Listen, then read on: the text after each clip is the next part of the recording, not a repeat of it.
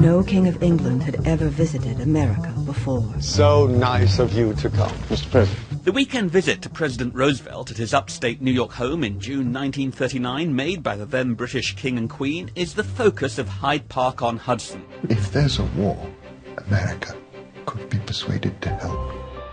The aim of the royal visit was to get America's backing in the looming war against Germany. Roosevelt, or FDR as he's commonly called, played by Bill Murray, was willing to give his support, but he knew the American people had a strong isolationist streak and were reluctant. I'd been invited to visit with Franklin at his home in Hyde Park. Daisy? What a rare treat. The story of what happened that weekend is told through the eyes of a woman called Daisy Suckley, portrayed by Laura Linney. Daisy Suckley was FDR's fifth cousin, and she was a woman who sort of lived to serve. And she was called to Hyde Park to spend time with her cousin FDR by his mother, called to say, I think my son is lonely, will you come spend some time with him? And because she was so unassuming and so modest, nobody took any notice. And they developed a very, very, very devoted, close friendship.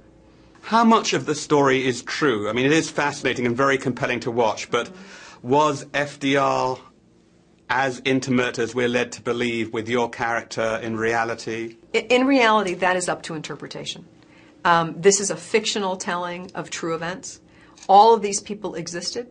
All of them interacted. How non-platonic their relationship was, it is up to interpretation. They just left Beacon. Good. It won't be too long. The historic event which Daisy witnesses is, in effect, a publicity stunt. Roosevelt thought he could change opinion and get the American public to back Britain if he could demonstrate that the British king, played by Samuel West, was a man of the people. A plan was hatched involving a hot dog.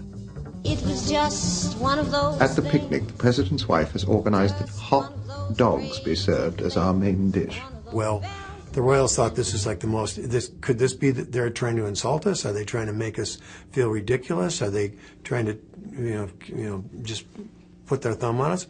And when the King of England bit that hot dog and all the flash bulbs went off, Roosevelt went, got it. That's all we needed to do. And the great headline in the New York Times, which was 6 days later, said, King of England eats hot dog, asks for another.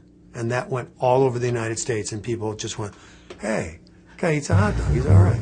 Charming. So the publicity stunt worked. Some critics have made the observation that this picture is riding on the coattails of the King's Speech, the Oscar-winning drama of 2 years ago, which also featured the very same British King and Queen. Hyde Park on Hudson's director maintains his film started well before the King's Speech, and that what he's created is quite unlike it. The film will benefit and lose by the King's Speech. I think, in a way, the King's Speech is a super-duper trailer for our film. It's a prequel. It lays the ground for a different story, in fact a later story, historically a later story. And I think that people will enjoy revisiting these characters through a slightly different prism. And the King's Speech is a wonderful film, by the way, and I'm a huge admirer of it. But I don't think the two experiences are in any way mutually exclusive. When Hyde Park on Hudson was unveiled at the Toronto Film Festival, there was positive talk of its Oscar prospects, at least for its actors. That buzz has diminished somewhat. Some critics have expressed disappointment with Hyde Park on Hudson, finding that while it's a very pretty film to look at, it lacks real substance and drama.